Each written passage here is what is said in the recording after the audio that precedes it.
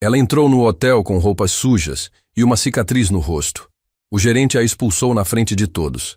Mas quando descobriu quem ela era, o silêncio que tomou aquele lobby mudou o destino de muita gente. O Grand Majestic não era apenas um hotel, era um símbolo. Uma declaração em mármore e cristal erguida no coração da cidade, com lustres que pesavam mais do que o salário anual de qualquer um dos funcionários que os limpavam. Era o tipo de lugar onde as pessoas chegavam com malas de grife e saíam com histórias para contar aos netos. Onde cada centímetro do lobby havia sido projetado para comunicar uma única mensagem silenciosa e absoluta. Aqui, nem todo mundo é bem-vindo. Isadora entrou pela porta giratória como quem entra numa batalha. Não havia nada de elegante na forma como ela atravessou aquele hall. As roupas estavam manchadas de poeira e algo escuro que ninguém conseguia identificar ao certo. O cabelo, preso de qualquer jeito, escapava em mechas para os lados. Havia um corte cicatrizado na maçã do rosto esquerdo.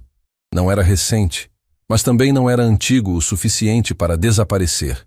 Ela carregava uma mochila desgastada nas costas e segurava nas mãos um envelope branco, amassado, com os dedos sujos de terra. Ela parecia ter chegado de outro mundo. E havia chegado mesmo. Camila Rego estava atrás do balcão de recepção quando ergueu os olhos e viu a jovem atravessar o lobby. Por um instante, ela ficou imóvel. Havia algo desconcertante naquela mulher. Não a aparência, embora a aparência gritasse em contraste com tudo ao redor. Era o jeito como ela andava. A coluna ereta, o queixo levantado, os olhos fixos no elevador, como se soubesse exatamente para onde estava indo e não devesse explicações a ninguém. Ela não parece perdida, Camila pensou. Ela parece que voltou. Mas Camila não disse nada. Apenas acompanhou com o olhar enquanto a jovem avançava pelo mármore polido em direção ao elevador central, deixando uma trilha de olhares curiosos e discretamente reprovadores no seu rastro. Foi quando Renato Catani saiu da sala de gerência. Renato tinha o tipo de presença que enchia o ambiente antes mesmo que ele abrisse a boca. Homem de meia-idade, construído por décadas de autoridade irrestrita, ele atravessava o lobby do Grand Majestic como quem atravessa o próprio território, com a lentidão calculada de quem sabe que ninguém vai se mover antes dele. Tinha os ombros sempre ligeiramente recuados, o queixo sempre um pouco erguido demais, e uma expressão permanente de alguém que acabou de encontrar algo levemente desagradável no cardápio. Ele viu Isadora e parou. Nos 3 segundos que se seguiram, Renato fez aquilo que era seu talento mais aprimorado, a varredura. Um olhar rápido de cima para baixo que catalogava, classificava e sentenciava sem que uma única palavra fosse dita. Roupas, mochila, cicatriz, mãos, envelope amassado, sentença proferida. Posso ajudar? Ele disse, e o tom de voz já continha a resposta que ele pretendia dar antes mesmo de ouvir qualquer coisa. Isadora se virou devagar, olhou para ele. Havia algo nos olhos dela que não combinava com o resto da aparência. Uma quietude densa, quase incômoda, como a superfície de um lago profundo que não deixa ver o fundo. Não precisa, ela respondeu com simplicidade. Sei onde estou indo. Tem certeza? Renato deu um passo à frente, a voz descendo um tom, ganhando aquela textura que os funcionários reconheciam como sinal de alerta. Porque este é um estabelecimento 5 estrelas. E eu não me recordo de ter visto seu nome em nenhuma reserva. Não vim fazer check-in. Então o que veio fazer? Falar com alguém? Renato inclinou levemente a cabeça. No balcão, Camila segurou a respiração. 2 hóspedes que aguardavam perto dos sofás de couro interromperam a conversa e voltaram o olhar para a cena, com aquela atenção mal disfarçada de quem finge não estar assistindo, mas não perde um segundo. Falar com alguém, ele repetiu, como se as palavras tivessem um gosto amargo. E com quem exatamente uma pessoa neste estado viria falar num hotel como o Grand Majestic? O silêncio que se instalou foi pesado. Isadora não respondeu imediatamente. Ela apenas olhou para ele por um momento longo demais para ser confortável. E então disse, com quem me convidou? Renato deu uma risada curta. Não uma risada de alegria. Era aquela risada específica de quem quer comunicar, sem precisar de palavras, que considera o outro completamente fora da realidade. Alguém a convidou, ele disse em voz alta, virando ligeiramente o rosto como quem convida a plateia a ouvir a piada. Camila viu 2 funcionários perto da entrada de serviço trocarem um olhar. Olha, eu não sei o que aconteceu antes de você chegar aqui, e honestamente não é da minha conta. Mas o que é da minha conta é a imagem deste hotel. E neste momento, você está no meio do lobby principal chamando a atenção de hóspedes que pagam muito caro para ter uma experiência tranquila. Então vou precisar pedir que... Eu não sairei, Isadora disse. Não foi dito com agressividade. Não foi dito com volume. Foi dito com aquela calma específica que é mais desconcertante do que qualquer grito. A calma de alguém que já passou por coisas que fariam a maioria das pessoas desmoronar e que por isso não tem mais medo de conversas difíceis. Renato parou. A risada saiu do rosto dele e deu lugar a algo mais frio. Como disse? Eu não sairei, ela repetiu com a mesma exatidão, como se estivesse simplesmente corrigindo uma informação incorreta. Tenho um compromisso aqui, e vou honrá-lo. Havia agora pelo menos 8 pessoas assistindo. 3 hóspedes, 2 funcionários da recepção, um mensageiro perto da entrada. Um casal que havia acabado de sair do elevador e parou instintivamente ao perceber a tensão no ar. E Camila, que segurava uma caneta sem escrever nada há tempo suficiente para parecer estranho, os olhos indo e voltando entre os dois como quem assiste a algo que pressentiu que acabaria mal. Renato respirou fundo pelo nariz. Quando voltou a falar, a voz tinha descido mais um tom. Agora estava naquela frequência grave e controlada que é, muitas vezes, mais intimidadora do que o grito. Vou chamar a segurança. Pode chamar, Isadora disse. E foi isso. 2 palavras. Ditas sem hesitação, sem desafio performático, sem drama. Apenas a declaração objetiva de alguém que não se move. Renato ficou parado por um segundo que pareceu durar muito mais. Então virou-se, caminhou até o painel de comunicação interno perto do balcão e pressionou o botão com uma firmeza que queria comunicar decisão, mas que Camila, que estava a menos de 2 metros, conseguiu ler como irritação mal controlada. Marcos, preciso de você no lobby principal. Agora. Menos de 1 minuto depois, Marcos Diniz surgiu pela lateral. Era um homem de presença física considerável, de postura profissional, com o crachá do Grand Majestic preso ao peito. Ele avaliou a cena em menos de 3 segundos. O gerente com a mandíbula travada, a jovem parada no centro do lobby com a mochila nas costas e o envelope na mão, os olhares de todos os lados, e caminhou com passos medidos em direção a Isadora. Senhorita, ele disse, a voz firme, mas sem rispidez. O gerente está solicitando que a senhora se retire do estabelecimento. Tenho um compromisso aqui. Ela repetiu, desta vez olhando diretamente para Marcos, sem mágoa, sem raiva. Como quem explica algo a alguém que ainda pode entender. Marcos olhou para Renato. Renato fez um gesto breve com a cabeça. Senhorita, por favor, Marcos disse, e havia algo diferente no tom dele. Um grão de desconforto que não existia quando ele chegou. Não quero que isso se torne uma situação desnecessária. Também não quero, Isadora disse. E então, pela primeira vez desde que entrou, ela fechou os olhos por 1 segundo. Apenas 1 segundo. Como quem engole algo que dói.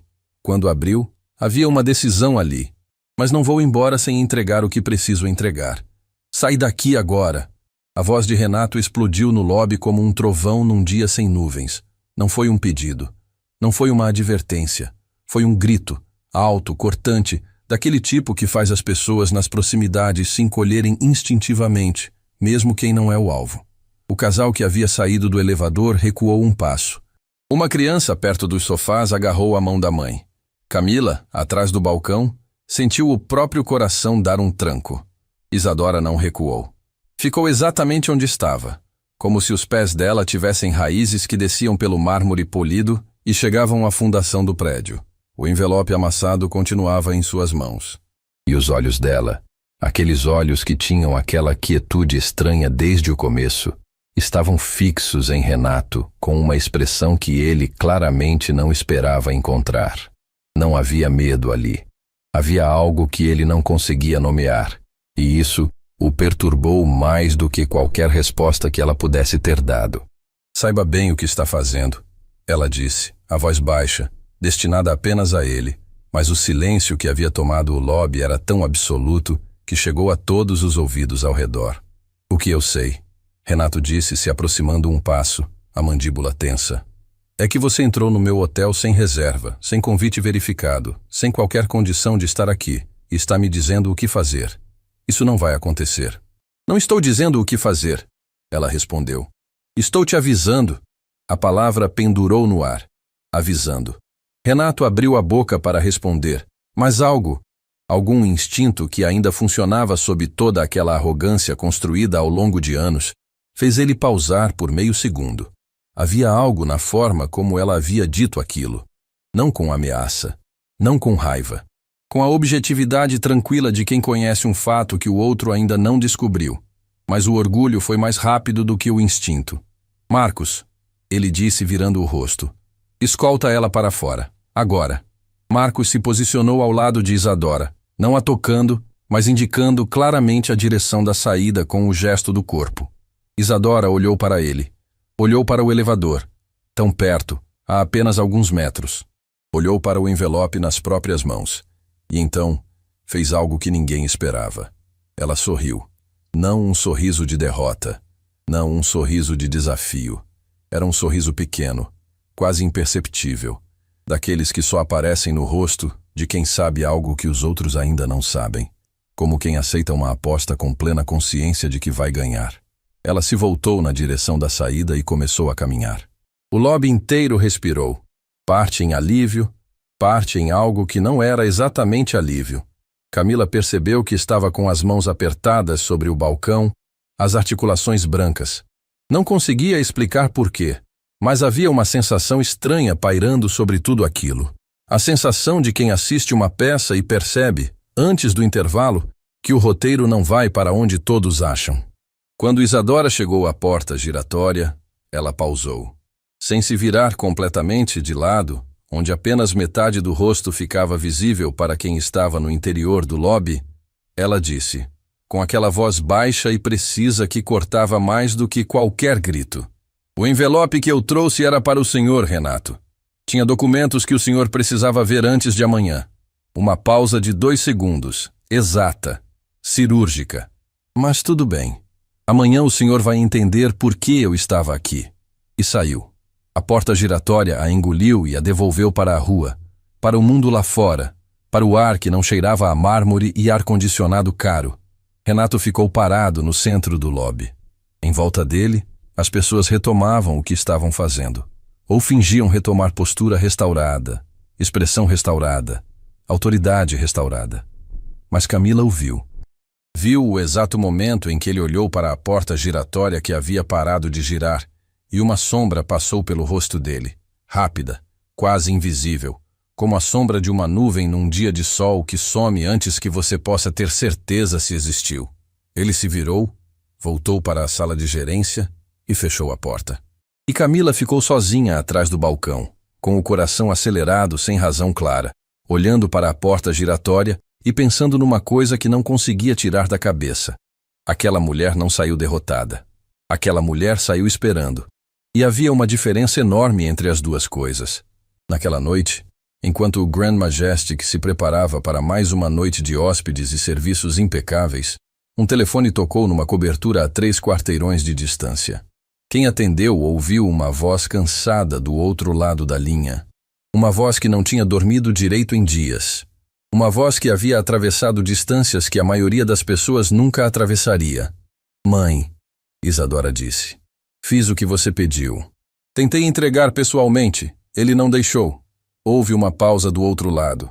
Quando a resposta veio, era a voz de uma mulher que havia construído um dos maiores grupos empresariais do país tijolo por tijolo, decisão por decisão, e que havia aprendido, ao longo de toda essa trajetória, que as maiores reviravoltas raramente anunciam sua chegada.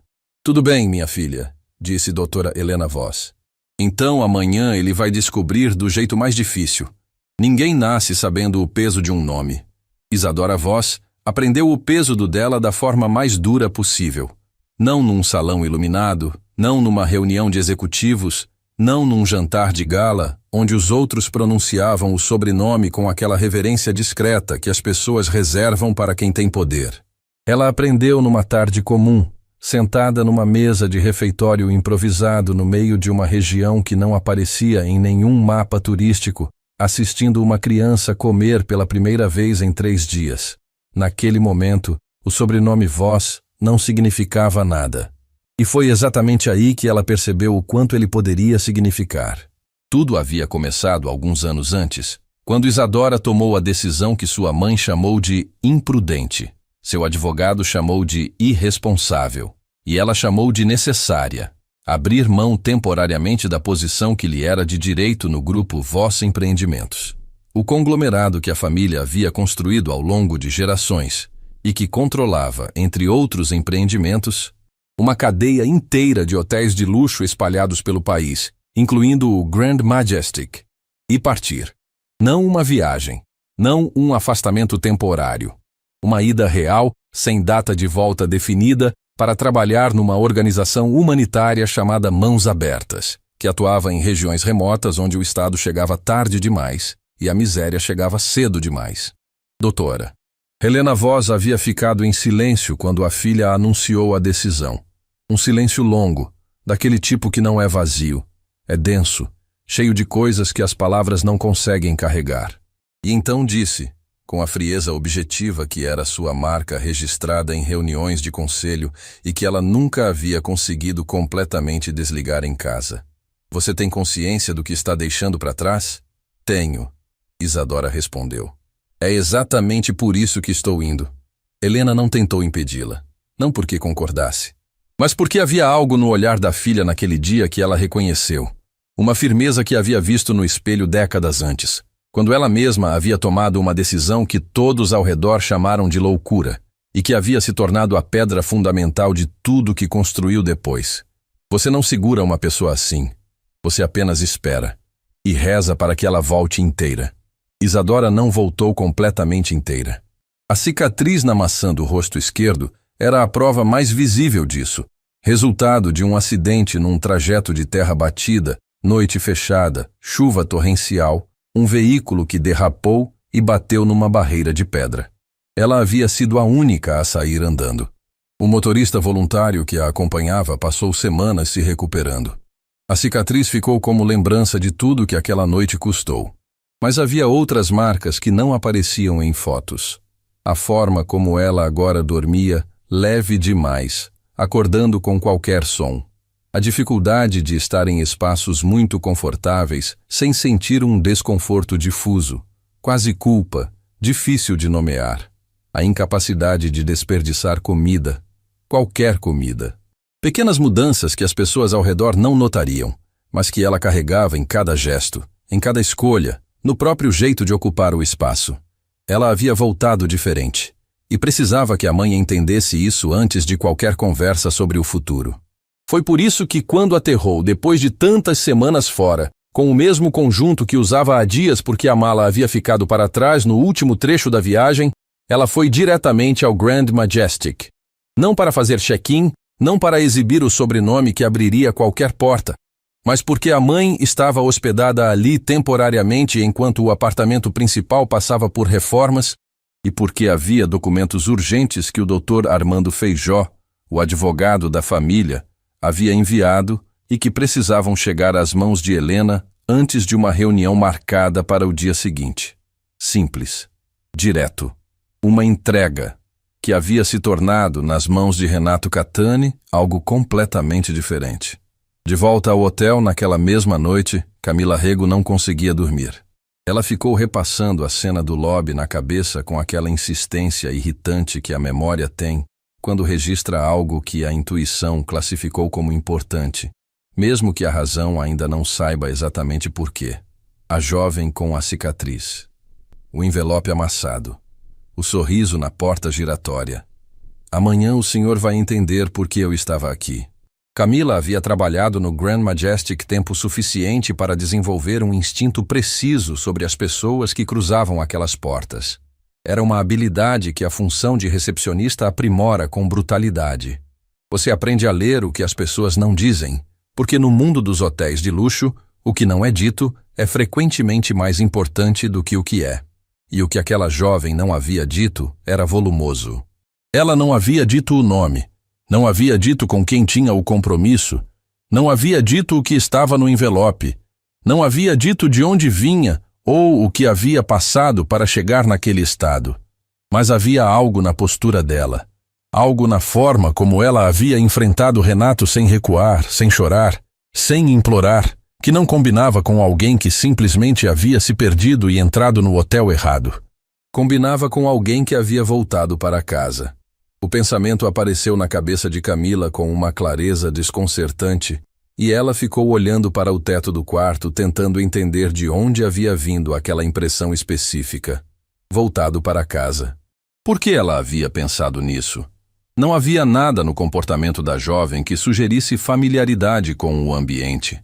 Ela não havia cumprimentado nenhum funcionário pelo nome, não havia se dirigido a nenhum setor específico com segurança, não havia demonstrado qualquer sinal de reconhecimento em relação ao espaço, mas havia andado por aquele lobby como se tivesse todo o direito de estar ali. E essa era uma diferença sutil, mas crucial. Na manhã seguinte, Camila chegou ao trabalho mais cedo do que o normal. Havia uma agitação diferente nos corredores de serviço. Aquele tipo específico de movimentação acelerada e sussurrada que precede algo importante. Funcionários trocando olhares, instruções sendo dadas em voz baixa. A equipe de limpeza dobrando a velocidade nos corredores do andar executivo. Camila abordou Flávia, colega de recepção que trabalhava no turno da madrugada, antes que ela fosse embora. O que está acontecendo? Flávia olhou para os lados antes de responder, com aquele jeito de quem tem uma informação grande demais para segurar, mas pequena o suficiente para ser saborosa.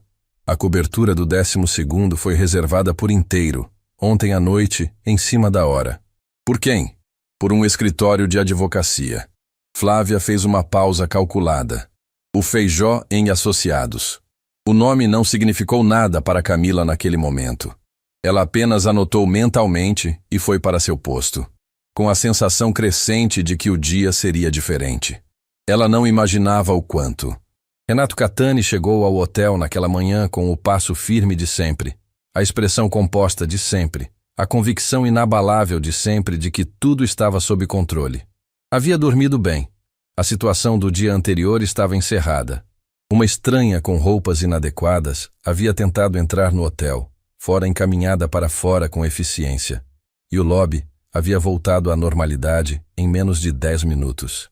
Exatamente como deveria ser. Era para isso que ele estava ali.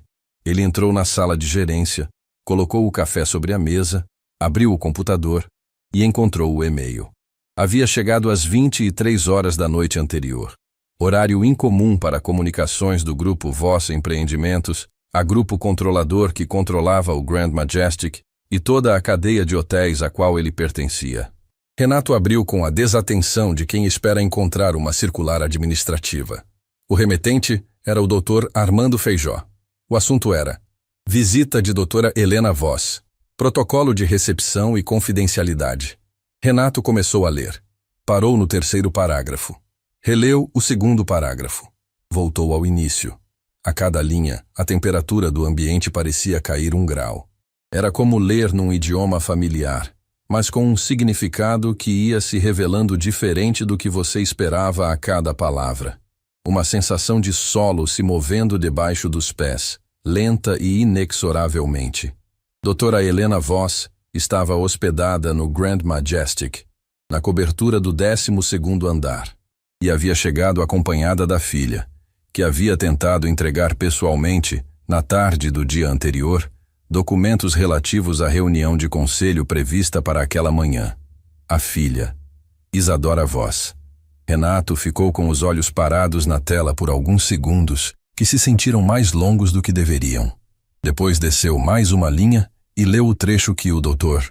Armando Feijó havia destacado em negrito, o único trecho do e-mail inteiro formatado diferente dos demais, como se o advogado soubesse exatamente onde seria necessário chamar atenção. Informamos que a senhora Isadora Voss figura como herdeira direta e cotitular de 49% das ações do Grupo Voss Empreendimentos, incluindo participação integral na cadeia Grand Majestic. Quaisquer situações que envolvam seu nome deverão ser tratadas com o mesmo protocolo de prioridade máxima reservado à doutora Helena Voss. O café esfriou na xícara. Renato não o tomou. No andar de cima, numa suíte simples reservada às pressas na noite anterior, Isadora estava sentada na beira da cama, com os olhos fixos na janela. Lá fora, a cidade acordava com a indiferença costumeira de quem não sabe das histórias que acontecem dentro dos prédios que compõem sua silhueta. Ela havia dormido pouco. Não por causa de Renato. O que havia acontecido no lobby não a perturbava da forma como perturbaria a maioria das pessoas. Perturbava por outra razão, mais funda, mais antiga, porque aquele tipo de cena não era novo para ela. Não era a primeira vez que alguém olhava para a aparência dela e decidia, sem mais informações, o que ela valia. Não seria a última, mas havia algo diferente desta vez. Desta vez, as consequências não seriam apenas dela. Ela pegou o celular e releu a última mensagem da mãe, enviada de madrugada. A reunião começa às 10. Você precisa estar presente, não como minha filha, como co-titular. Isadora ficou olhando para aquelas palavras por um longo tempo. Então digitou a resposta. Estarei lá. Do jeito que sou. Enviou. Colocou o celular na mesinha. Olhou para o espelho na parede oposta. O reflexo de uma mulher com roupas desgastadas, cabelo solto, cicatriz visível e os olhos mais acordados do que o resto dela parecia estar. Amanhã havia chegado. E Renato Catani ainda não sabia o que estava prestes a descobrir. Amanhã chegou com uma claridade fria e precisa, daquele tipo que não perdoa nada.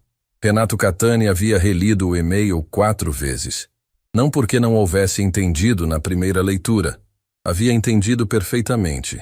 Cada palavra, cada vírgula, cada trecho em negrito que o doutor Armando Feijó havia destacado com a precisão cirúrgica de quem sabe exatamente onde a lâmina precisa tocar para que o corte seja sentido. O problema não era a compreensão. O problema era a implicação. Isadora Voss, co-titular de 49% do grupo Voss Empreendimentos. A mulher que ele havia mandado embora aos gritos na tarde anterior, na frente de hóspedes, funcionários e qualquer pessoa que tivesse passado por aquele lobby no momento errado. Renato se levantou da cadeira, foi até a janela da sala de gerência e ficou olhando para o movimento lá fora com os braços cruzados e a mandíbula travada. Havia uma sensação específica naquele momento. Não era exatamente medo, porque Renato Catani havia construído toda uma identidade ao redor da convicção de que não sentia medo. Era algo adjacente ao medo. Algo que se instalava no peito como pressão, como o peso de uma coisa que você empurrou para longe e que voltou com o dobro da velocidade. Ele havia cometido um erro. Não o tipo de erro que se resolve com um pedido de desculpas rápido e um upgrade de quarto. O tipo de erro que deixa rastro. O tipo que pessoas lembram. Pegou o telefone e discou para Túlio Saraiva. Túlio Saraiva era o diretor executivo do grupo Voss Empreendimentos. O homem que na prática operava a engrenagem que Helena Voss construíra, o intermediário entre a visão estratégica da fundadora e a realidade do dia a dia dos empreendimentos. Era conhecido nos corredores do grupo por duas coisas: uma competência administrativa fora do comum e uma lealdade que as pessoas ao redor sempre descreviam como inabalável, mas que Isadora, quando ainda circulava naquele mundo, havia aprendido a ler de outra forma. Lealdade que se inclina para onde o vento sopra mais forte não é lealdade, é cálculo. Quando o telefone tocou e Túlio viu o número de Renato na tela, ele atendeu no segundo toque. Eu já sei, disse, antes que Renato abrisse a boca. Pausa. Você já sabe, Renato repetiu. O Feijó me copiou no e-mail. A voz de Túlio tinha aquela textura de quem está ao mesmo tempo processando uma informação e calculando as possibilidades que ela abre. Você leu até o final? Li tudo. Então você sabe que a reunião de hoje não é uma reunião ordinária? O que isso significa? Houve uma pausa do outro lado que durou exatamente o tempo suficiente para comunicar que a resposta que viria a seguir havia sido escolhida com cuidado. Significa, Túlio disse devagar, que Isadora Voss não esteve ausente todos esses meses apenas por escolha pessoal. Há uma cláusula no acordo societário que Helena ativou. Se Isadora comparecer à reunião de conselho e confirmar sua posição como co-titular, Ela assume participação ativa na gestão, não apenas no papel. Renato ficou em silêncio. E se ela não comparecer? Ele perguntou. Então a cláusula caduca. E Helena precisará tomar decisões sozinha que, pelo acordo, deveriam ser compartilhadas. Outra pausa. O que cria um problema jurídico considerável para o grupo. Renato entendeu. O envelope que Isadora havia tentado entregar não continha apenas documentos de rotina. Continha a notificação formal da ativação dessa cláusula. Documentos que precisavam estar nas mãos certas antes da reunião. Documentos que ele havia, indiretamente, impedido de chegar ao destino. Fechou os olhos por um segundo. Túlio, ele disse, a voz mais baixa do que pretendia. Eu preciso que você... Renato. A interrupção foi gentil, mas absoluta. Cuide do seu andar. Eu cuido do meu. A ligação encerrou. No 12º andar, a cobertura que havia sido reservada na noite anterior estava silenciosa quando Isadora bateu na porta. Helena Voz abriu ela mesma, sem assistente, sem secretária, sem a camada de intermediários que normalmente cercava qualquer movimento dela. Apenas ela, numa manhã em que havia decidido, por razões que não havia explicado a ninguém, dispensar o protocolo. As duas mulheres se olharam. Não havia abraço imediato. Não havia o tipo de reunião efusiva que filmes constroem quando mãe e filha se reencontram depois de longa separação. Helena e Isadora não eram esse tipo de relação. Nunca haviam sido. E as duas haviam aprendido, cada uma à sua maneira e em momentos diferentes, que isso não significava menos amor. Significava um amor diferente. Mais silencioso. Mais difícil de ver, mas igualmente real. O que Helena fez foi olhar para o rosto da filha. Demorou no lugar onde a cicatriz estava. Isadora não desviou o olhar. Entre, Helena disse. A cobertura era ampla, com janelas que iam do chão ao teto e entregavam a cidade inteira como se fosse um presente que o hotel oferecia aos hóspedes que podiam pagar por ele. Helena havia montado uma pequena estação de trabalho improvisada numa mesa de jantar. Documentos organizados em pilhas precisas, um laptop aberto, 2 xícaras de café que haviam esfriado. Isadora deixou a mochila perto da porta e ficou de pé por um momento, olhando para o ambiente com aquela expressão que tinha se tornado permanente nela, a de quem está sempre, discretamente, calculando a distância entre o que vê e o que considera necessário. Você tentou entregar os documentos pessoalmente, Helena disse. Não era uma pergunta. Como você pediu? E ele te mandou embora. Aos gritos. Helena não disse nada por um momento. Caminhou até a janela, colocou as mãos para trás, ficou olhando para a cidade com aquela postura reta que décadas de reuniões de alto nível haviam transformado em segunda natureza. Você está bem? Ela perguntou. E havia algo diferente nessa pergunta. Algo que não estava na voz de Helena durante negociações ou decisões estratégicas. Algo mais antigo, mais nu. Isadora considerou a pergunta com honestidade antes de responder. Estou inteira, ela disse. Não sei se é a mesma coisa. Helena se virou devagar. Olhou para a filha por um longo momento. Para as roupas desgastadas, para os olhos fundos de cansaço, para a cicatriz que ela ainda não havia conseguido olhar, sem que algo dentro do peito se contraísse.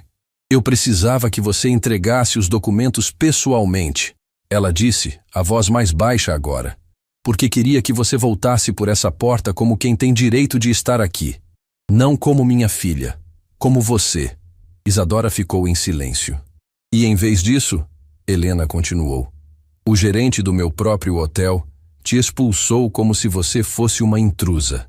Não é o seu hotel, mãe, Isadora disse. É o nosso. Aquela correção simples, dita sem drama, pousou no ar entre as duas, como algo que havia demorado tempo demais para ser dito. Helena ficou olhando para a filha, e pela primeira vez naquela manhã, talvez pela primeira vez em muito tempo, o rosto da mulher que havia construído um dos maiores grupos empresariais do país mostrou algo que ela raramente deixava aparecer: orgulho. Não o orgulho performático de quem exibe conquistas em reuniões. O orgulho silencioso e doído de uma mãe que viu a filha desaparecer durante longos meses para um lugar onde poderia ter morrido, e que voltou com cicatriz no rosto E ainda assim, entrou por aquela porta com a coluna ereta. Precisa tomar banho, Helena disse. Tenho roupas aqui. Não vou mudar nada, Isadora respondeu com gentileza, mas sem espaço para negociação. Helena levantou uma sobrancelha. Vai entrar numa reunião de conselho assim? Vou entrar como voltei. Isadora encontrou os olhos da mãe. Se as pessoas ao redor da mesa precisam me ver arrumada para me levar a sério, então o problema não é minha roupa. Silêncio. E então, Helena Voss, a mulher que havia construído impérios, cruzado salas cheias de homens que não acreditavam que ela deveria estar lá, tomado decisões que mudaram trajetórias de centenas de funcionários sem piscar, virou-se de volta para a janela para que a filha não visse o que havia acontecido com o seu rosto. Lá embaixo, Camila estava atrás do balcão quando os viu chegarem. Primeiro a doutora. Helena Voss. Ela reconheceu porque havia sido orientada na véspera, de última hora, sobre o protocolo para hóspedes do nível máximo de prioridade. Uma mulher de presença serena e absoluta, que atravessou o lobby sem apressar o passo, sem olhar para os lados, sem precisar de nada para ocupar o espaço, além de simplesmente estar nele. E ao lado dela, meio passo atrás, mas de forma alguma diminuída por isso, a jovem da tarde anterior. As mesmas roupas, a mesma mochila, a mesma cicatriz e o mesmo porte. Camila sentiu algo se encaixar no peito com um clique silencioso. Aquela sensação específica de quando uma intuição que você havia descartado como improvável se revela não apenas possível, mas inevitável. Voltado para casa, ela havia pensado na noite anterior. Havia acertado. Alguns funcionários que estavam no lobby naquele momento reconheceram Helena Voss pelos protocolos da véspera e se posicionaram com a discrição treinada que o Grand Majestic exigia. Mas os olhos de mais de uma pessoa foram inevitavelmente para a jovem ao lado dela, para a contradição ambulante entre a aparência desgastada e a companhia que mantinha, entre as roupas manchadas de viagem e a coluna que não se curvava. Renato saiu da sala de gerência no momento em que as duas atravessavam o lobby. Camila observou. Ela não saberia descrever depois com precisão o que havia acontecido no rosto de Renato Catani naquele instante. Era difícil nomear porque envolvia camadas demais acontecendo ao mesmo tempo. O reconhecimento, a compreensão, o cálculo e, por baixo de tudo isso, algo que ela havia visto poucas vezes na vida de pessoas acostumadas ao poder. A percepção de que o chão havia se movido e de que não havia como desfazer o passo que havia sido dado. Isadora ouviu. Parou. As duas mulheres pararam. Helena Voss pousou os olhos em Renato com a expressão específica de quem ainda não decidiu o que fazer com uma informação, mas que já sabe que vai fazer algo. Era um olhar que não precisava de palavras para comunicar seu peso. Renato abriu a boca. Fechou. Abriu de novo. Doutora Voss, ele disse, e a voz havia perdido toda a textura de autoridade que definia seu jeito de falar. Havia sido substituída por algo mais fino, mais cuidadoso. Seja muito bem-vinda. Qualquer coisa que a senhora precisar. Obrigada, Helena disse, com uma brevidade que encerrava qualquer possibilidade de conversa. Ela retomou o passo. Isadora ficou parada por um segundo a mais.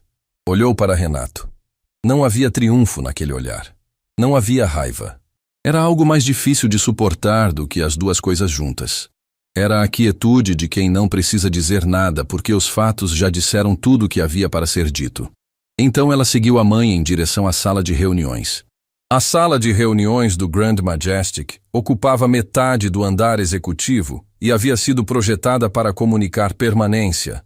A mesa oval de madeira escura, as cadeiras altas, os painéis nas paredes que misturavam vidro e material nobre numa composição que dizia, sem precisar de palavras, que decisões importantes eram tomadas ali.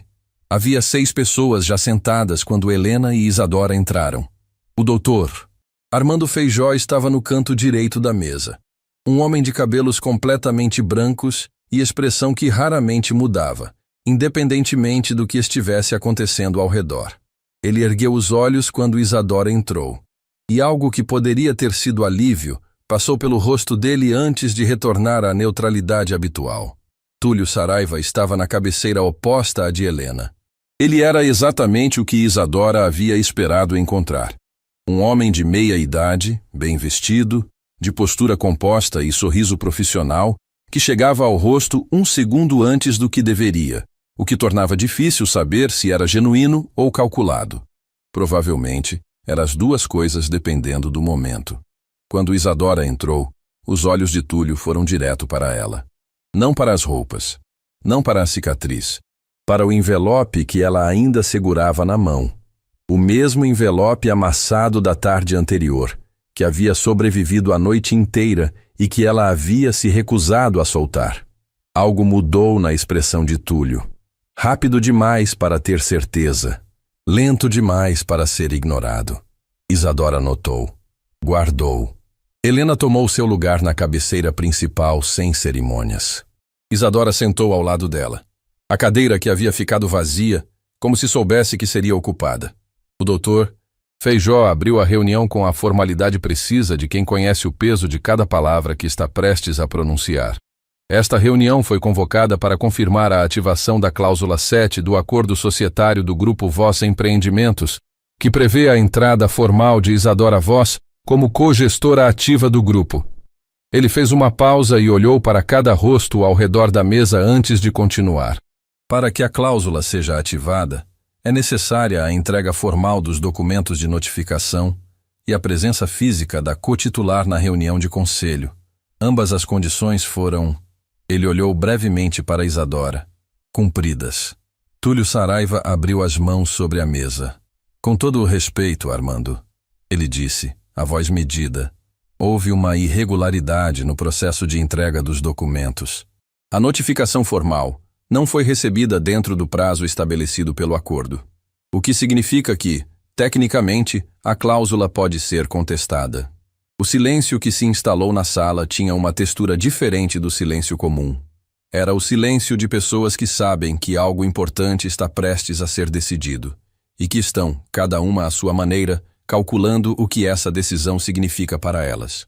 Isadora colocou o envelope sobre a mesa. Abriu devagar. Retirou os documentos com cuidado. Folhas que haviam sobrevivido a uma viagem longa, a uma expulsão humilhante, a uma noite numa suíte reservada em cima da hora, e os deslizou pela superfície polida da mesa na direção do Dr. Feijó. Os documentos estavam comigo ontem à tarde. Ela disse, a voz clara e precisa como uma linha reta. Tentei entregá-los aqui, neste prédio, a tempo. Fui impedida pelo gerente deste hotel. Uma pausa de 2 segundos. Um gerente que, pelo que entendo, responde a este conselho. O peso daquela frase pousou sobre cada pessoa na sala de forma diferente. Feijó examinou os documentos com a atenção meticulosa de quem precisa ter certeza antes de falar. Túlio manteve a expressão composta, mas Isadora viu claramente, o momento em que os dedos dele, pousados sobre a mesa, pressionaram 1 milímetro a mais contra a madeira. Um gesto pequeníssimo, quase invisível, quase. Os documentos estão completos, Feijó disse, erguendo os olhos. E a tentativa de entrega dentro do prazo está registrada. Ele olhou para Túlio. A contestação não tem respaldo. Túlio Saraiva ficou em silêncio por um momento. Depois sorriu. E foi esse sorriso, aquele sorriso que chegava ao rosto um segundo antes do que deveria, que fez Isadora entender, com uma clareza que fez o estômago se contrair, que aquilo não havia sido apenas uma objeção procedimental. Havia sido um teste. Túlio havia querido ver se ela recuaria. Havia querido ver se, depois de tudo que havia passado, a viagem, o cansaço, a humilhação no lobby, a noite mal dormida, ela ainda teria em pé a firmeza necessária para sentar naquela cadeira e não sair dela. E acabara de descobrir a resposta. Bem-vinda de volta, Isadora, ele disse. E havia algo naquele bem-vinda que não era boas-vindas de forma alguma. Era o reconhecimento de um adversário. Isadora o olhou nos olhos por um momento longo o suficiente para que a mensagem chegasse. Eu sei o que você é. Depois virou o rosto para a pauta da reunião e disse com aquela voz baixa e precisa que Camila havia ouvido no lobby na tarde anterior e não havia conseguido tirar da cabeça. Podemos começar. Algumas verdades não chegam como trovão. Chegam como água, devagar, silenciosas, infiltrando-se pelas frestas que você nem sabia que existiam, até que um dia você olha para baixo e percebe que o chão onde estava pisando não é mais sólido, que nunca foi. Isadora aprendeu isso anos antes, quando ainda acreditava que os problemas tinham sempre um rosto visível, que a ameaça chegava pela porta da frente, com barulho suficiente para você se preparar. Havia aprendido da forma mais difícil que as ameaças mais perigosas chegam sorrindo. A reunião de conselho havia durado horas. Não havia sido um encontro de rotina. Cada item da pauta carregava um peso específico, e Isadora havia percebido, bem antes da metade, que aquela reunião havia sido montada com uma arquitetura cuidadosa. A ordem dos temas, a forma como certas informações eram apresentadas, os números que apareciam antes de outros números, havia uma lógica subjacente que não era imediatamente óbvia, mas que ela foi lendo com a paciência de quem aprendeu, em meses de trabalho em campo, que o que não é dito importa tanto quanto o que é. Túlio Saraiva havia conduzido a maior parte da apresentação com a fluência de quem conhece o material de cor. Era preciso admitir, e Isadora admitia, porque honestidade era uma das poucas coisas que ela não havia deixado para trás na viagem, que ele era extraordinariamente competente. Cada número na ponta da língua, cada projeção fundamentada, cada resposta chegando antes que a pergunta terminasse. Mas havia um setor que ele havia apresentado com uma velocidade levemente diferente dos outros. Levemente, quase imperceptível. O setor de aquisições. Isadora havia anotado mentalmente e não havia dito nada. Não ainda. Quando a reunião encerrou e os membros do conselho foram saindo em conversas paralelas, Isadora ficou para trás. O Dr. Armando Feijó também ficou. Era um homem que havia aprendido, ao longo de décadas de advocacia para famílias com património e segredos em proporções semelhantes, que as conversas mais importantes raramente acontecem durante as reuniões. Acontecem depois, quando as gravatas são afrouxadas e as máscaras pesam mais do que deveriam. Ele se sentou ao lado de Isadora enquanto os últimos conselheiros saíam pela porta. Você notou, ele disse. Não era pergunta. O setor de aquisições, ela respondeu. Feijó abriu uma pasta fina que havia mantido fechada durante toda a reunião. Retirou 3 folhas grampeadas e as colocou sobre a mesa na direção dela. Recebi isso há 10 dias, ele disse. Não mostrei à sua mãe ainda. Precisava que você voltasse primeiro. Isadora pegou as folhas. Leu. Releu o segundo parágrafo. Havia um contrato de aquisição, preliminar, ainda em fase de negociação, referente a um conjunto de terrenos numa região específica onde o Grupo Voz possuía projetos de expansão previstos para os próximos anos. Uma negociação que, pelo que os documentos indicavam, havia sido iniciada há alguns meses, justamente durante o período em que Isadora estava fora e a cláusula societária ainda não havia sido ativada. O comprador, formalizado através de uma empresa intermediária com nome fictício, era um grupo controlador cujo rastro societário levava, depois de 2 ou 3 camadas de documentação, a um único nome: Túlio Saraiva. Isadora ficou com os olhos parados naquele nome por um momento. Não havia surpresa. Havia, na verdade, a sensação específica de quando uma suspeita que você cultivou em silêncio finalmente encontra o documento que a transforma em fato. Uma sensação que não é boa nem ruim. É só pesada. Ele estava comprando terrenos que o grupo pretendia adquirir. Ela disse devagar, organizando em voz alta o que havia lido, com antecedência, usando uma empresa que não tem ligação aparente com ele. E revendendo para o grupo, Feijó completou, a um valor consideravelmente superior ao que pagou, usando o próprio acesso às informações internas para saber onde e quando o grupo se movimentaria. Durante meses nos quais nenhuma outra voz cogestora estava ativa para questionar as aprovações. O silêncio que se instalou entre os dois tinha a textura específica das coisas que não podem ser desfeitas, apenas enfrentadas. Minha mãe sabe? Isadora perguntou. Sua mãe confia em Túlio há muitos anos. Feijó disse, com o cuidado de quem escolhe as palavras, sabendo que cada uma vai pousar de forma diferente. Ele foi fundamental na construção do grupo durante uma fase muito difícil. Essa confiança é real. E é exatamente o que ele usou. Isadora dobrou as folhas com cuidado e as guardou. Ficou em silêncio por um momento longo. Quanto tempo você acha que isso está acontecendo? Ela perguntou. Feijó ajustou os óculos. O suficiente para que o valor desviado seja considerável. Pausa. E o suficiente para que ele tenha se tornado muito bom em não deixar rastros fáceis. Isadora assentiu devagar. Havia uma parte dela que queria ir diretamente até a mãe naquele momento, subir os andares, bater na porta da cobertura, colocar os documentos sobre a mesa e dizer tudo de uma vez. Havia uma urgência que pulsava por baixo de tudo, insistente. Mas ela havia passado meses em lugares onde agir rápido demais custava mais do que agir tarde. Onde a diferença entre resolver um problema e criar 3 problemas piores era frequentemente a capacidade de esperar o momento certo. Preciso de mais, ela disse. Preciso de tudo que você tem. E preciso saber se há mais pessoas envolvidas. Feijó a olhou por um instante com a expressão de quem estava avaliando algo que havia começado a avaliar bem antes dessa conversa. Eu esperava que você dissesse isso, ele respondeu. Enquanto isso, em outro andar do mesmo hotel, Renato Catani estava tendo o pior dia da sua carreira. Não havia sido chamado para a reunião de conselho, o que, em si, não era incomum. Sua função era operacional, não estratégica. Mas havia algo diferente na forma como os corredores executivos haviam se movimentado naquela manhã. Uma agitação que chegava até os andares de baixo em forma de sussurros e olhares trocados entre os funcionários que transitavam entre os setores. Camila havia percebido tudo.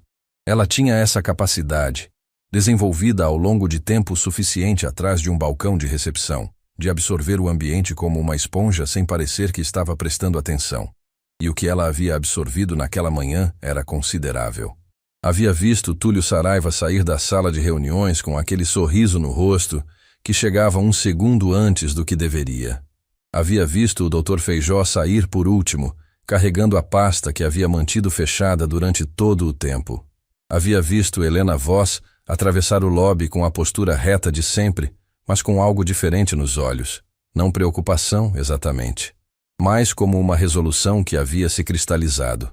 E havia visto Isadora, que havia saído da sala de reuniões por último, parado no corredor por um momento e olhado ao redor com aquela expressão que Camila já havia começado a reconhecer.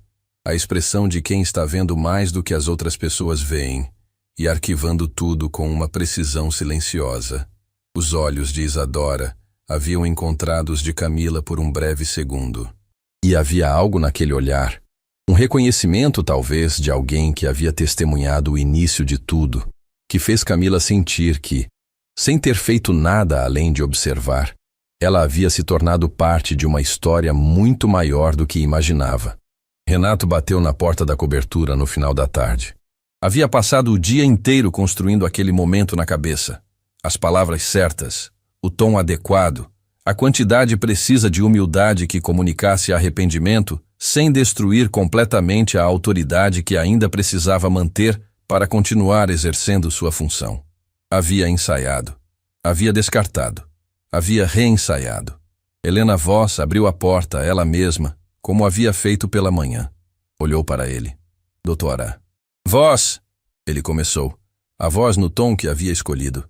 Vim pessoalmente porque o que aconteceu ontem foi... Eu sei o que aconteceu, Helena disse. Não havia raiva na voz dela. Havia algo que para Renato foi de alguma forma mais difícil de suportar do que a raiva. Havia uma frieza objetiva, o tipo de temperatura emocional que existe quando uma pessoa já processou completamente o que aconteceu e tomou suas decisões a respeito. E o que sobra é apenas a comunicação do resultado. Minha filha tentou entregar documentos urgentes neste hotel, Helena continuou. E foi tratada de uma forma que eu não vou descrever em detalhes porque você estava lá e sabe exatamente o que aconteceu. Uma pausa. O que eu preciso saber de você, Renato, é uma coisa simples. O que você viu quando ela entrou? A pergunta pousou sobre ele de uma forma que ele não havia antecipado. O que você viu quando ela entrou? Não por que você agiu assim, não o que você estava pensando, mas o que ele havia visto. Renato ficou em silêncio por um momento que durou tempo demais. Vi alguém que não parecia corresponder ao padrão do estabelecimento, ele disse finalmente. Exatamente, Helena respondeu. E havia naquela única palavra uma densidade que foi entrando por ele devagar, como água por fresta. A confirmação de que ele havia dito a coisa mais honesta e, ao mesmo tempo, a mais condenatória que poderia ter dito. Não havia uma justificativa operacional. Havia um julgamento, rápido, automático, sem base em nada além da aparência. Minha filha passou meses num trabalho voluntário em condições que a maioria das pessoas não aguentaria uma semana, Helena disse, a voz ainda naquela temperatura fria e precisa. Ela voltou com uma cicatriz no rosto e roupas que não eram adequadas para este lobby, porque sua mala havia ficado para trás no último trecho de uma viagem longa e difícil. Ela veio direto aqui porque eu pedi, porque havia urgência. E você a tratou como se a aparência dela fosse o único dado relevante sobre quem ela era. Renato não disse nada, porque não havia nada a dizer. Não vim pedir demissão de você hoje, Helena continuou. Vim dizer que essa decisão ainda não foi tomada, mas ela será tomada, e vai depender muito de como os próximos dias se desenvolverem. Renato assentiu uma vez, com a rigidez de quem ainda está tentando manter alguma compostura sobre um chão que não é mais firme. Pode ir, Helena disse. Ele foi. Naquela noite, Isadora ficou sentada à mesa da cobertura com os documentos que Feijó havia lhe entregado espalhados à frente. Helena estava ao lado dela. E havia sido Isadora quem havia contado tudo, com a mesma calma objetiva com que havia entrado no lobby na tarde anterior, porque havia aprendido que certas verdades precisam ser ditas inteiras, de uma vez, sem amenizar os ângulos. Helena havia ouvido tudo sem interromper. Quando Isadora terminou, ficou em silêncio por um longo momento. Depois disse uma coisa que Isadora não esqueceria. Sabe o que me dói mais nisto tudo? Helena perguntou, os olhos fixos nos documentos sobre a mesa. Não é o dinheiro, não é a traição profissional. Ela ergueu os olhos para a filha. É que enquanto eu confiava nele, eu poderia ter prestado mais atenção em você. O ar na sala ficou diferente. Isadora olhou para a mãe, para os cabelos que tinham mais branco do que a última vez que as duas haviam estado naquela proximidade, para as mãos que seguravam os documentos com uma firmeza que escondia, mas não completamente, um tremor que não era físico. Mãe, ela disse, a voz saindo mais baixa do que pretendia. Eu sei, Helena respondeu. Eu sei. E pela primeira vez desde que Isadora havia voltado, desde a porta giratória, desde a cicatriz, desde o envelope amassado, desde tudo, as duas ficaram em silêncio ao mesmo tempo, lado a lado, sem que nenhuma precisasse de mais palavras. Porque algumas coisas pesadas demais para carregar sozinha ficam exatamente do tamanho certo quando duas pessoas as carregam juntas. Há um momento específico antes de qualquer confronto verdadeiro. Não é o momento do grito, nem o momento da acusação, nem o momento em que as verdades finalmente saem pela boca de quem as carregou por tempo demais. É o momento anterior a tudo isso, silencioso, tenso, invisível para quem está do lado de fora, quando uma pessoa decide, com toda a clareza que a dor e a raiva permitem, exatamente como vai agir. Isadora havia passado a noite inteira nesse momento. Não havia dormido. Não havia tentado. Havia ficado sentada à mesa da cobertura com os documentos que Feijó lhe entregara, um bloco de notas à esquerda e uma xícara de chá que esfriara horas antes à direita, construindo uma linha do tempo com a precisão metódica que os meses em campo haviam aprimorado nela. A capacidade de organizar o caos em sequência, de encontrar a estrutura por baixo da confusão, de separar o que importa do que apenas parece importante. O esquema de Túlio Saraiva não havia nascido da noite para o dia. Quanto mais ela analisava os documentos, mais conseguia ver a arquitetura por trás de tudo, as camadas de empresas intermediárias, cada uma existindo apenas tempo suficiente para realizar uma transação antes de ser encerrada ou dormente, os nomes que apareciam e desapareciam da documentação, como peças num tabuleiro movidas por uma mão que sabia exatamente onde cada uma precisava estar.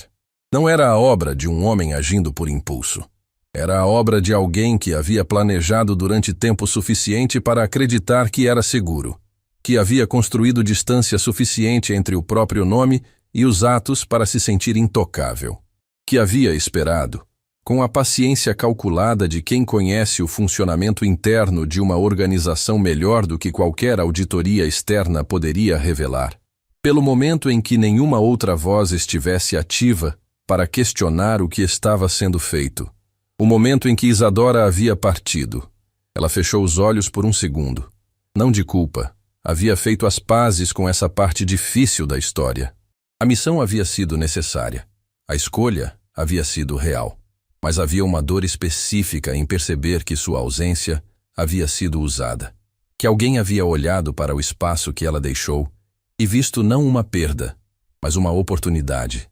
Abriu os olhos, pegou o bloco de notas, escreveu um nome no centro da página e começou a traçar linhas. De manhã cedo, antes que o hotel acordasse completamente, Camila chegou ao seu turno e encontrou uma mensagem no sistema interno direcionada à recepção. Protocolo de atendimento especial para a suíte do 12º, solicitando que qualquer comunicação para os hóspedes daquele andar fosse tratada exclusivamente por ela. A solicitação havia sido feita às 4 da manhã, pelo nome de Isadora Voss. Camila ficou olhando para a tela por um momento. Depois respirou fundo, ajustou o crachá e assumiu o posto com a sensação de quem recebeu uma responsabilidade sem que ninguém explicasse exatamente o que ela envolvia. Menos de uma hora depois, o telefone da recepção tocou. Camila, disse a voz do outro lado, direta, sem preâmbulo. Vai chegar um homem esta manhã pedindo para falar com a doutora Helena Voss. Nome dele é Túlio Saraiva. Você vai dizer que a doutora Voss está indisponível e que qualquer comunicação deve ser encaminhada ao doutor Feijó. Entendido, Camila respondeu. E havia algo na própria resposta que a surpreendeu. A ausência de hesitação, a naturalidade com que ela havia aceitado aquela instrução de uma mulher que há 2 dias havia sido expulsa daquele mesmo hotel.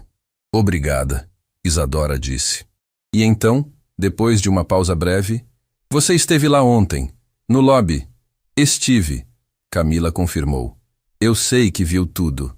Outra pausa. Obrigada por não ter desviado o olhar. A ligação encerrou. Camila ficou com o telefone na mão por um segundo a mais, com a sensação estranha e inesperada de que aquele obrigado havia pesado mais do que qualquer elogio que havia recebido em anos de trabalho naquele hotel. Túlio Saraiva chegou ao Grand Majestic às 9 da manhã. Pontual. Impecável. Com o sorriso profissional no rosto e a pasta de couro na mão, que era uma extensão tão constante de sua figura, que os funcionários do grupo raramente o imaginavam sem ela. Ele atravessou o lobby com o passo seguro de alguém que havia atravessado aquele mesmo espaço centenas de vezes e que esperava que a 100ª vez fosse exatamente igual às anteriores. Camila o recebeu antes que ele chegasse ao elevador. Bom dia, Sr. Saraiva. A doutora Voss está indisponível esta manhã. Qualquer comunicação deve ser encaminhada ao Dr. Feijó. Túlio parou. O sorriso não saiu, mas algo por baixo dele mudou. Uma tensão sutil que percorreu a mandíbula e desapareceu antes que qualquer pessoa menos atenta pudesse capturar. Indisponível, ele repetiu. Sim, senhor. Eu tinha um compromisso agendado. Não consta nenhum compromisso no sistema para esta manhã, senhor. Camila manteve a voz exatamente no tom correto. Profissional, sem hostilidade, sem espaço para negociação. Se quiser, posso encaminhar uma mensagem ao Dr. Feijó informando que o senhor esteve aqui. O silêncio durou 4 segundos. Camila os contou. Não será necessário, Túlio disse. Fez meia volta e saiu com o mesmo passo seguro com que havia entrado, mas Camila notou, registrou e arquivou que ele havia olhado para o elevador uma fração de segundo antes de virar. Como quem avalia uma alternativa e decide que o momento ainda não é esse. No mesmo instante, 2 andares acima, Isadora estava numa ligação com o Dr. Feijó. Ele veio, ela disse quando o sistema interno confirmou a saída de Túlio pelo lobby. Como esperado, Feijó respondeu. Ele precisava saber até onde você havia chegado antes de decidir o próximo movimento. E agora ele sabe que chegamos longe o suficiente para bloquear o acesso. O que significa que ele vai acelerar. Isadora sentiu para si mesma. Era esse o ponto de inflexão. O momento em que um esquema que havia funcionado na sombra precisava escolher entre recuar ou avançar, e no qual a escolha revelava mais sobre a pessoa do que todos os documentos anteriores juntos. Armando, ela disse. O contrato de aquisição intermediária. Ainda está em fase de negociação ou já foi concluído? A última transação foi concluída há 3 semanas. Mas há uma nova negociação em andamento. Terrenos na região norte, onde o grupo tem expansão prevista para o próximo ciclo. Ainda não assinada. Não, mas a aprovação interna foi dada. Por Túlio. Sem passar pelo conselho. Sem passar pelo conselho. Isadora fechou o bloco de notas. Ficou em silêncio por um momento que Feijó respeitou, com a sabedoria de quem sabe que certas pausas não devem ser interrompidas. Se conseguirmos suspender essa aprovação antes que o contrato seja assinado, ela disse devagar, o rastro fica visível sem que possamos ser acusados de interferência retroativa. É uma irregularidade ativa, documentável, incontestável. Exatamente o que eu estava esperando que você dissesse, Feijó respondeu. Mas há um problema. Qual? Para suspender a aprovação formalmente, precisamos de uma resolução coassinada por você e por Helena. O que significa que sua mãe precisa ser informada de tudo hoje, com detalhes, sem amenizar. Isadora ficou em silêncio. Não porque não soubesse disso, mas porque havia uma parte daquela conversa, a parte que envolvia olhar nos olhos da mãe e desmontar a confiança que ela havia depositado num homem durante anos, que não seria fácil. Não para Helena, que raramente demonstrava o que sentia, mas que Isadora conhecia bem o suficiente para saber que a capacidade de não demonstrar nunca foi a mesma coisa que não sentir. Ela precisa ouvir de mim, Isadora disse. Concordo. Helena Voss estava na varanda da cobertura quando a filha entrou. O café da manhã havia chegado e estava sobre a mesa intocado, uma das poucas formas que Helena tinha de revelar, inadvertidamente, que estava preocupada. Ela não esquecia o café quando estava bem. Isadora se sentou à mesa. Colocou os documentos organizados à frente da mãe sem dizer nada primeiro. Deixou que Helena os pegasse, os olhasse, começasse a ler. Helena leu devagar. Não havia nada de apressado no jeito como ela virava cada página.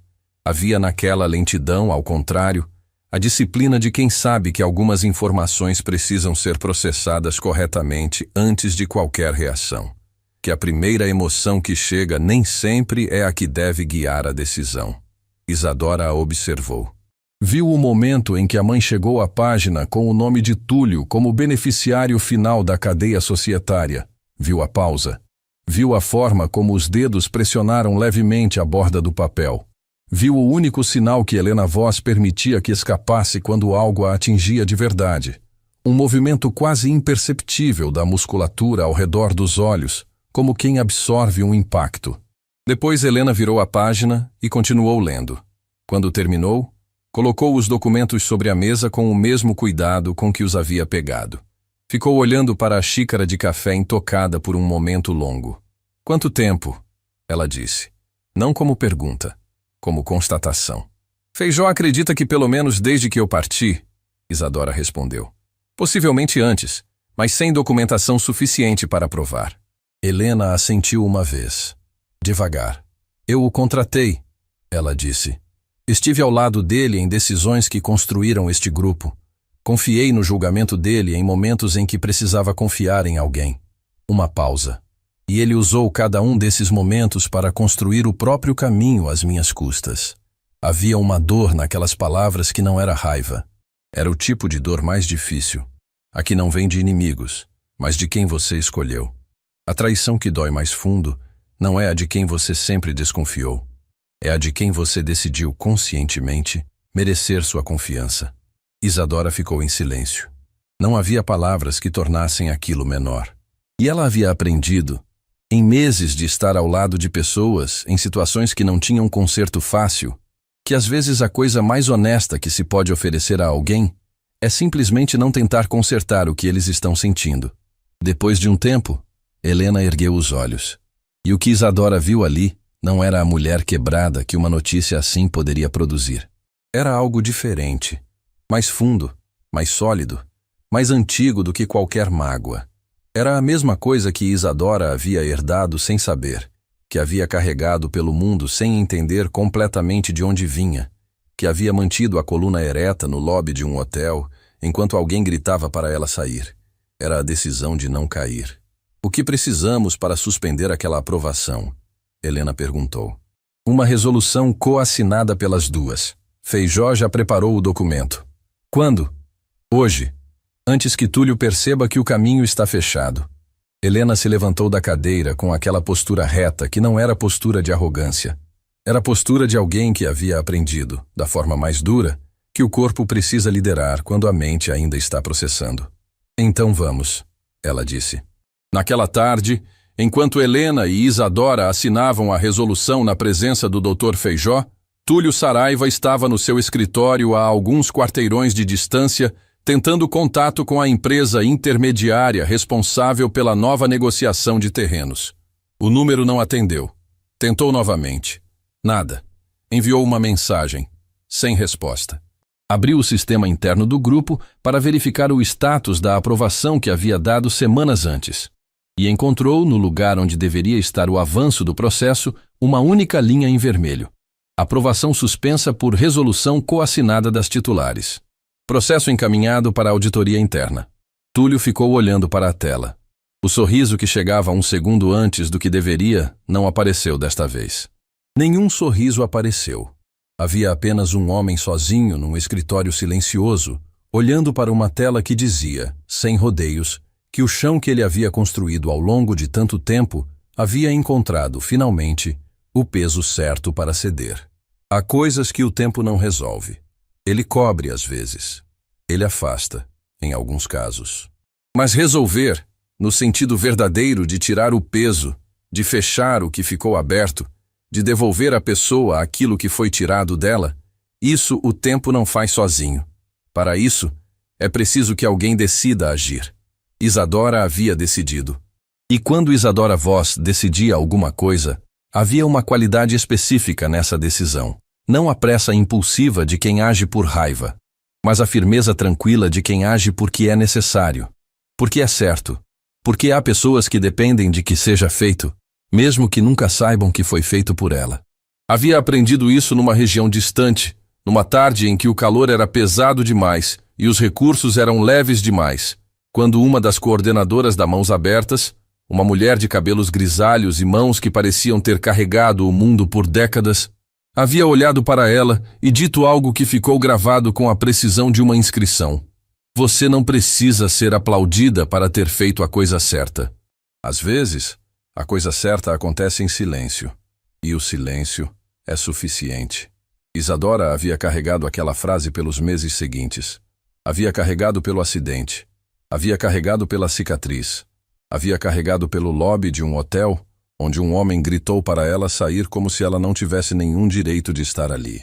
E estava carregando agora, enquanto descia pelo elevador do Grand Majestic, com a mãe ao lado, e o Dr. Feijó 2 passos atrás, em direção à sala onde Túlio Saraiva havia sido convocado para uma reunião que ele ainda não sabia que seria diferente de todas as outras. A convocação havia chegado pelo sistema interno do grupo, formal, direta, assinada pelas 2 titulares, sem explicação de pauta, sem tom de urgência artificial. Apenas a notificação objetiva de hora e local, que era em si mesma uma mensagem para quem soubesse ler. Túlio soube. Ele chegou ao Grand Majestic pela 2ª vez naquele dia com o mesmo passo seguro de sempre. Mas Camila, que havia se tornado, sem que ninguém formalizasse isso, a observadora mais precisa daquele hotel, notou a diferença. O passo era o mesmo. O sorriso profissional era o mesmo. A pasta de couro era a mesma. Mas os olhos estavam calculando mais rápido do que o resto do corpo conseguia acompanhar. Sr. Saraiva, Camila disse, antes que ele chegasse ao elevador. A reunião será na sala executiva do 2º andar. A senhora Isadora pediu que eu o acompanhasse pessoalmente. Túlio a olhou por um segundo. Isadora pediu. Ele repetiu com aquela entonação específica de quem está testando o peso de uma informação. Sim, senhor. Ele assentiu. Seguiu Camila sem mais comentários. No corredor que levava à sala executiva, eles passaram pela estação de serviço, onde Marcos Diniz estava posicionado, o segurança-chefe que havia escoltado Isadora para fora dias antes e que desde então havia recebido discretamente instruções atualizadas sobre os protocolos de acesso ao andar executivo. Ele não disse nada quando Túlio passou. Apenas manteve a posição com a presença sólida e silenciosa que era sua marca, os olhos acompanhando sem que a cabeça se movesse. Camila entregou Túlio na porta da sala e voltou para o seu posto. Antes de virar no corredor, ouviu a porta se abrir. E ouviu, por um breve segundo antes que a porta fechasse novamente, a voz de Helena Voss, dizendo com aquela frieza objetiva que não precisava de volume para pesar: "Obrigada por vir, Túlio. Sente-se." Dentro da sala, a disposição era simples.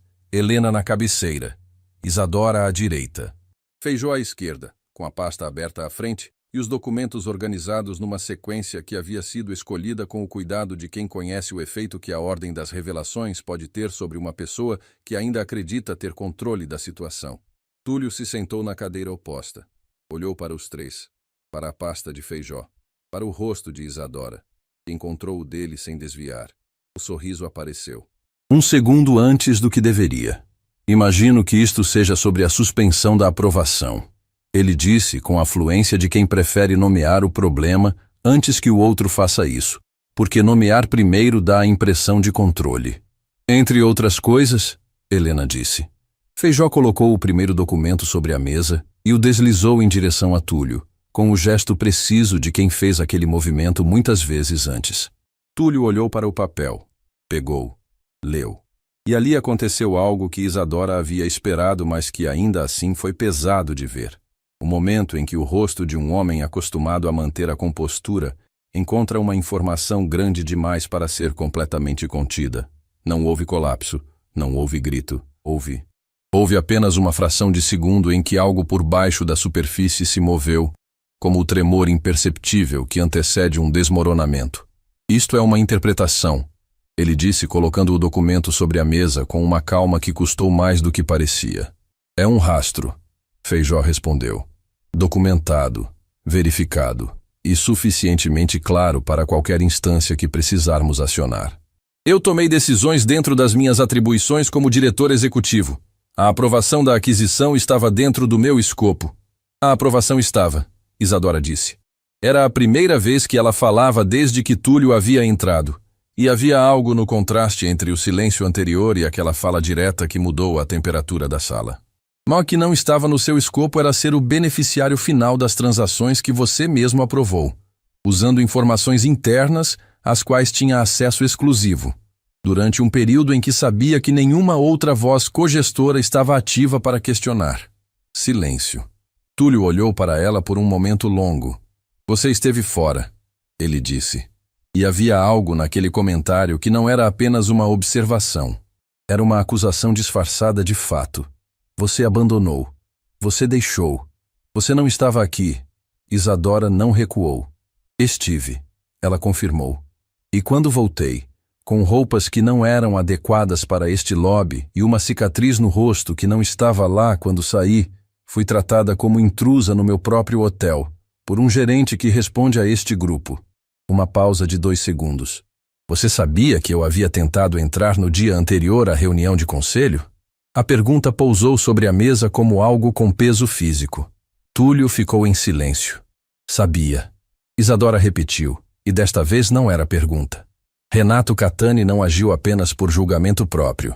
Ele recebeu, semanas antes, uma orientação sua sobre protocolos de acesso ao hotel para pessoas sem reserva confirmada. Uma orientação genérica o suficiente para ter negação plausível, mas específica o suficiente para que alguém com o perfil que eu tinha naquele dia fosse barrado automaticamente.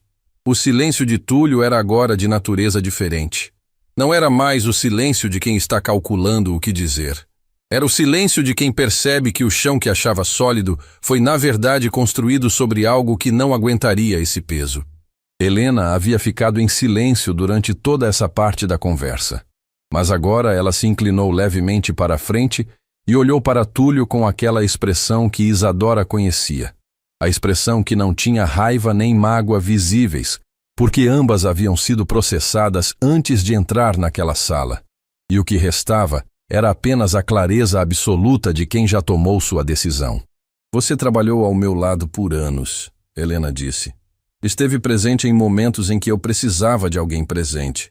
Contribuiu para construir algo que eu não havia conseguido sozinha. Isso é real. Não vou fingir que não é. Túlio ficou muito quieto. Mas você usou cada um desses anos para construir também o seu próprio caminho, ela continuou, às custas deste grupo e das pessoas que dependem dele. E usou minha confiança como ferramenta. Pausa. Isso também é real. Helena, ele disse. E pela primeira vez naquela reunião, o nome saiu sem o verniz profissional. Saiu como sai quando uma pessoa está tentando alcançar algo que sente escorregando. O que eu fiz pode ter sido irregular, mas nunca foi contra o grupo. Nunca tomei uma decisão que prejudicasse... Você tomou uma decisão que prejudicou minha filha, Helena disse. 3 palavras cortaram tudo o que havia antes delas. Minha filha. Não a cotitular. Não a senhora Isadora. Não qualquer título ou posição. Minha filha. Isadora sentiu algo se mover dentro do peito. Algo que não era fraqueza, mas que tinha a textura da fraqueza. Aquele calor específico que sobe quando uma dor antiga encontra, inesperadamente, um reconhecimento que não esperava. Túlio não respondeu. Ela voltou de meses de trabalho voluntário em condições que a maioria das pessoas não aguentaria. Helena continuou, a voz ainda naquela temperatura fria, mas com algo pulsando por baixo dela agora, algo que não estava mais completamente contido. Com uma cicatriz que eu olho e não consigo não sentir. Veio diretamente para cá porque eu pedi. E foi barrada na porta do meu próprio hotel por um protocolo que você ajudou a criar, no momento em que serviria para que ela não chegasse a tempo de ativar a cláusula societária que te impediria de continuar o que estava fazendo. Ela parou. Olhou para Túlio por um segundo longo demais para ser confortável. Não vou debater irregularidades com você hoje. O doutor Feijó cuidará de cada uma delas através dos canais adequados. Uma pausa final. O que eu precisava que você soubesse olhando nos meus olhos é que eu entendo exatamente o que foi feito. E por quem? Túlio ficou imóvel. E então, num gesto que Isadora não esperava, que não estava no roteiro de nenhuma das versões que havia imaginado para aquela conversa, ele colocou as mãos sobre a mesa. Abriu os dedos. Um gesto que era, de alguma forma, o oposto de tudo que ele havia sido naquela sala até aquele momento. Eu sei o que fiz, ele disse. Baixinho. Sem o sorriso. Sem o cálculo. Apenas um homem que havia construído algo às custas erradas e que agora precisava, pela primeira vez, existir do lado de fora daquela construção. E sei que não há o que dizer que mude isso. Feijó abriu a pasta e colocou o último documento sobre a mesa. Há um caminho que evita instâncias externas, ele disse, com a objetividade de quem está oferecendo uma saída não por generosidade, mas porque é o caminho que protege melhor o grupo e todas as pessoas que dependem dele. Exige a devolução integral dos valores e a transferência imediata das participações societárias das empresas intermediárias para o grupo, bem como a renúncia formal ao cargo. Túlio olhou para o documento, não leu imediatamente. Ficou olhando para ele como quem olha para o reflexo de uma escolha que levou tempo demais para chegar e que agora não tinha mais como ser adiada. Depois pegou a caneta. Mais tarde, quando o elevador desceu e as portas se abriram no lobby principal, Isadora saiu com a mãe e o Dr. Feijó num silêncio que não era vazio. Era do tipo que existe depois que algo muito grande termina e as palavras ainda não encontraram o tamanho certo para o que aconteceu. Renato Catani estava no lobby. Havia sido avisado por uma mensagem breve do próprio doutor Feijó, que precisaria estar disponível naquela tarde. Ele estava parado perto do balcão com a postura de sempre, mas havia algo diferente nele. Uma rigidez específica de quem passou dias carregando o peso de uma decisão que não era sua tomar.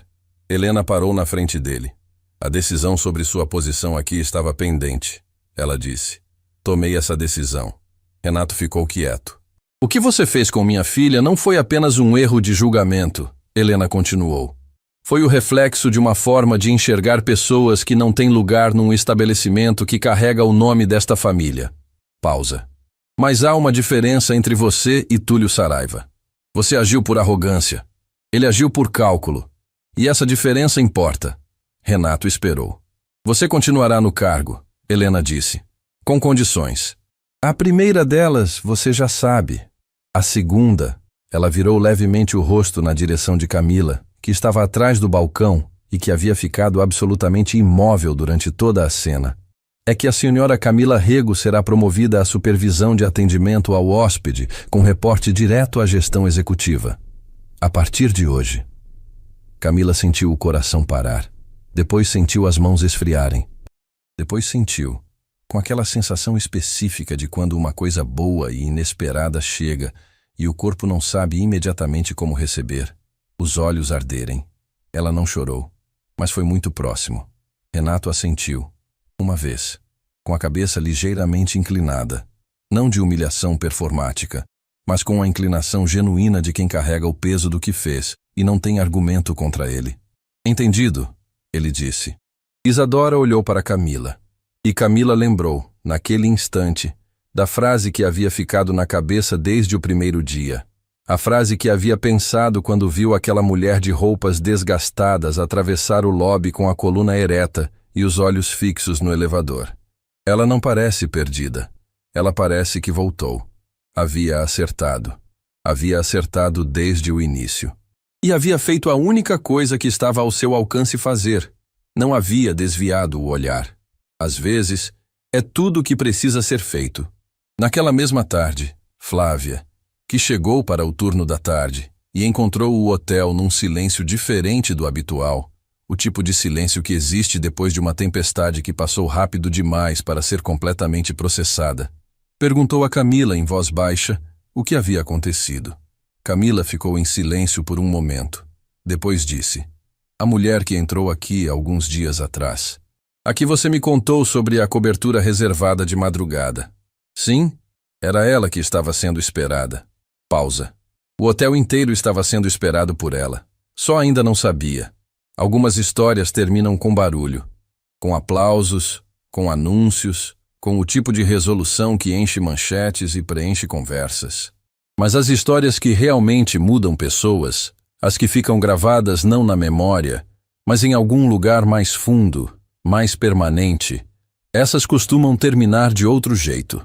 Terminam em silêncio, em gestos pequenos que carregam pesos enormes, em palavras ditas baixinho, entre duas pessoas, num ambiente onde ninguém precisa aplaudir porque o que aconteceu é grande demais para caber em aplauso. Semanas depois de tudo que havia acontecido naquele hotel, Isadora voltou ao Grand Majestic. Não pela porta dos fundos, não pelo corredor de serviço, pela mesma porta giratória por onde havia saído dias antes com um sorriso que ninguém havia entendido, e que agora ela atravessou com as mesmas roupas simples que havia se recusado a trocar, porque havia decidido, desde aquele dia na varanda com a mãe, que não mudaria quem era para ocupar espaços que sempre haviam sido seus. O lobby estava como sempre, o mármore polido, os lustres. O ar que cheirava a algo caro e controlado. Mas havia algo diferente. Camila estava atrás do balcão, não mais na recepção de base, mas na posição de supervisão, com um crachá novo que ainda parecia ligeiramente irreal para ela toda vez que abaixava os olhos e o via. Quando ergueu o rosto e viu Isadora atravessando o hall, ficou parada por um segundo. Isadora caminhou até o balcão. As duas se olharam. Não havia muita coisa a dizer. E talvez fosse exatamente isso que tornava aquele momento tão pesado de uma forma boa. Daquele tipo raro que não pesa para baixo, mas para dentro. Como algo que se instala e fica. "Como está sendo?" Isadora perguntou. Camila considerou a pergunta com honestidade. "Diferente", ela respondeu. "Do bom jeito." Isadora assentiu. "Você não desviou o olhar", ela disse. "No primeiro dia. Quando todo mundo ao redor escolheu não ver, você viu. Uma pausa. Isso importou mais do que você imagina." Camila sentiu a garganta apertar com aquela pressão específica de quando uma emoção grande encontra um espaço pequeno para sair. "Eu só fiz o que parecia certo", ela disse. "É exatamente isso", Isadora respondeu. "É sempre exatamente isso." No andar de cima, numa das salas que havia sido reorganizada como espaço de gestão compartilhada desde a ativação da cláusula societária, Helena Voss estava sentada com uma xícara de café que desta vez não havia esfriado. Quando Isadora entrou, ela ergueu os olhos. Havia algo diferente entre as duas desde aquela noite na varanda, desde a frase que Helena havia dito e que Isadora havia carregado como se carrega algo precioso e frágil ao mesmo tempo. Eu poderia ter prestado mais atenção em você. 5 palavras que haviam feito mais pelo espaço entre mãe e filha do que anos de conversas sobre o grupo, sobre estratégia, sobre o futuro. Porque às vezes o que conserta uma relação não é uma grande declaração. É a admissão honesta de uma falta. Recebi o relatório da auditoria, Helena disse, deslizando uma pasta sobre a mesa. Isadora sentou, abriu, percorreu as páginas com os olhos. O processo de Túlio havia sido encerrado nos termos que Feijó havia negociado. A devolução integral, a transferência das participações, a renúncia formal. Sem instâncias externas. Sem exposição pública que pudesse fragilizar o grupo ou as pessoas que dependiam dele. Limpo, completo, fechado. E o Projeto Norte? Isadora perguntou, referindo-se aos terrenos que haviam sido o alvo da última negociação bloqueada. Suspenso por hora, Helena respondeu. Mas há uma possibilidade que quero discutir com você. Isadora ergueu os olhos. A mãos abertas, Helena disse. A organização onde você trabalhou. Eles atuam em regiões sem infraestrutura adequada. Ela abriu outra pasta. Parte daqueles terrenos no norte poderia ser destinada a um projeto de desenvolvimento comunitário. Uma parceria entre o grupo e a organização. Não como marketing, como compromisso real. O silêncio que se instalou foi de um tipo específico. Era o silêncio de quando 2 histórias que caminharam separadas por tempo demais finalmente encontram o ponto onde se cruzam. Isadora olhou para a mãe e viu, pela segunda vez desde que havia voltado, aquele orgulho silencioso e doído que Helena raramente deixava aparecer, mas que desta vez não havia sido escondido a tempo. Foi ideia sua, Isadora disse. Não era pergunta. Foi ideia sua, Helena corrigiu suavemente. Eu só finalmente aprendi a prestar atenção. Mais tarde, naquele dia, Isadora saiu do hotel pela mesma porta giratória e ficou parada na calçada por um momento. A cidade seguia com a indiferença costumeira de sempre. Pessoas passando, carros. O tipo de movimento constante que não para nenhuma história. Não importa o tamanho dela. Ela colocou a mão no bolso e encontrou, pelo tato, um pedaço dobrado de papel. Uma página arrancada do bloco de notas daquela noite em que havia ficado até o amanhecer traçando linhas e organizando o caos em sequência. Havia uma frase no centro da página, escrita na própria letra, que havia colocado ali sem saber exatamente por quê. Você não precisa ser aplaudida para ter feito a coisa certa. Ficou olhando para aquelas palavras por um momento. Pensou na mulher de cabelos grisalhos que as havia dito numa tarde distante, num lugar que não aparecia em mapas turísticos, enquanto uma criança comia pela primeira vez em dias. Pensou na cicatriz que havia ganhado numa estrada de terra numa noite de chuva e que havia decidido desde o começo não esconder. Pensou no lobby de mármore e no grito que havia atravessado o ar como algo projetado para diminuir e que havia encontrado, ao invés da diminuição esperada, uma coluna que não se curvou. Pensou na mãe dizendo minha filha, numa sala onde só havia executivos e documentos, e o peso de anos de distância que finalmente havia encontrado um caminho de volta.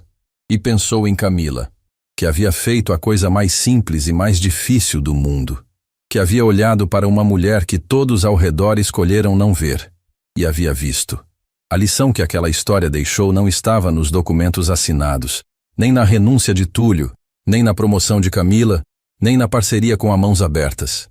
Estava numa verdade mais antiga do que qualquer uma dessas coisas.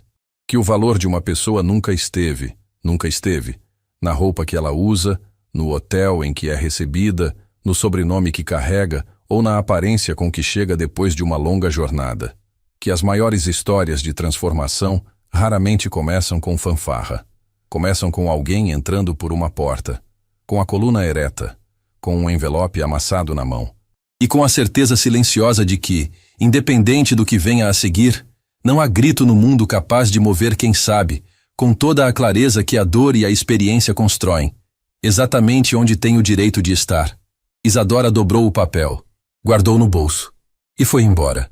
Não como a mulher que havia sido expulsa, como a mulher que havia voltado e que, desta vez, não precisaria mais de nenhuma porta giratória para confirmar isso.